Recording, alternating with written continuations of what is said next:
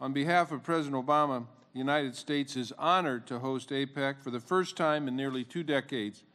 I bring the President's gratitude for APEC's commitment to building an energy-efficient, sustainable, low-carbon transportation future. As we get going, I want to share a little about President Obama's administration's vision of a 21st century economy in which we create jobs, strengthen our communities, and protect our environment and climate at the same time. As you've heard directly from President Obama last Thursday night, investment in transportation are the crucial part of our plan to make this vision a reality. They're a crucial part of our plan to get our workers back on the job site, and they're a crucial part of the American Jobs Act, which the President presented to a joint session of Congress last week, and which he is now taking on the road around the country to the American people. It is the President's #1 domestic priority to put America back to work building America's infrastructure.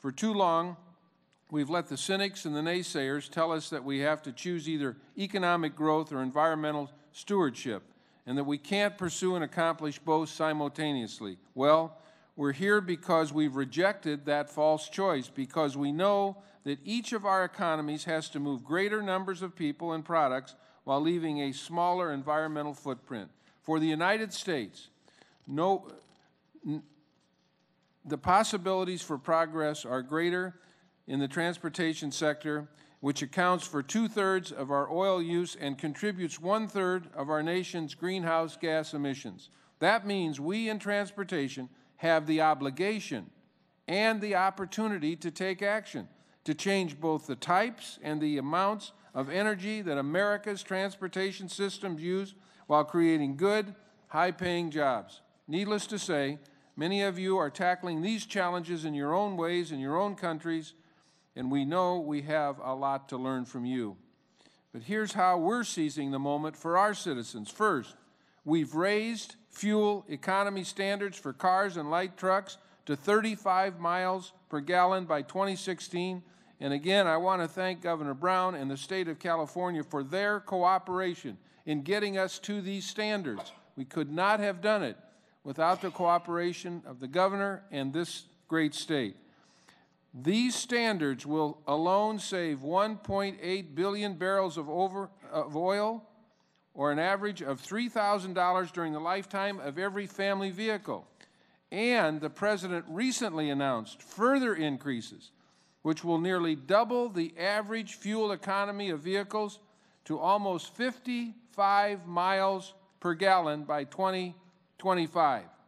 That's a big deal. And again, our friends in California, the governor of California, and the leadership of California have helped us to reach this very high standard, 55 miles per gallon by 2025. Second, we're making historic investments in high-speed rail. And it's no secret that our largest investment in high-speed rail is in this state. California will become the model for high-speed rail in America, for implementing high-speed rail.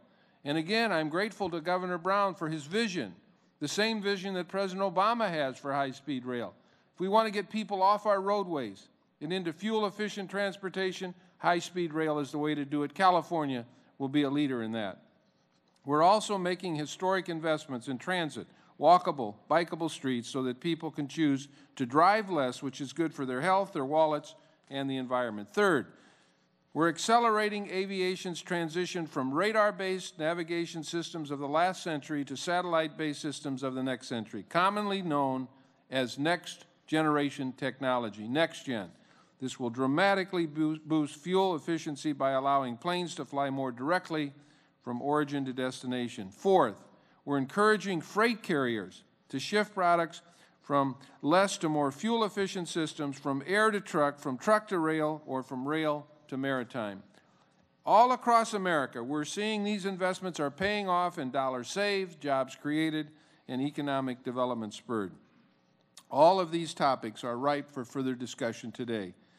In our first roundtable, we'll focus on defining transportation's role in clean energy future, developing fuel-efficient members, and shaping strategies to reduce APEC region's carbon footprint. In our second roundtable, we'll exchange ideas about building transportation systems for livable, low-carbon communities. Here we'll discuss transportation-related aspects of livable, including transit-oriented development, expansion of mass transit corridors, and construction of bike paths and sidewalks. In our third roundtable, Powering Low-Carbon Transport will identify opportunities to develop and promote environmentally sustainable biofuels and electric drive vehicles to reduce dependence on petroleum. And in our final roundtable, we will look at ways to make the supply chain, the way we move goods within the APEC region, greener. We've been especially impressed with the aviation industry's work on this front. We believe that your innovation in energy efficiency and alternative fuels holds enormous promise for the future. So let me reiterate that as we conduct these roundtables, we will do so in the spirit of friendship and cooperation. And our goal must be a clear blueprint for action. Just as President Obama is doing in the United States, we, the members of APEC, will look for ways to build new partnerships, whether between nations, across agencies, or between the public and private sectors. And our discussions this week, of course, are just one part of an ongoing dialogue. This work will continue during the upcoming Leaders Week in Honolulu. And beyond that, we'll continue interacting, sharing our best practices, and joining our efforts in the weeks, months, and years to come. Joining me today are two outstanding administrators, the Department of Transportation, our FAA Administrator, Randy Babbitt, and our Safety and NHTSA Administrator, David Strickland. Thank you again for participating in this crucial exchange this week, and I look forward to a thoughtful and productive day. Thank you very much.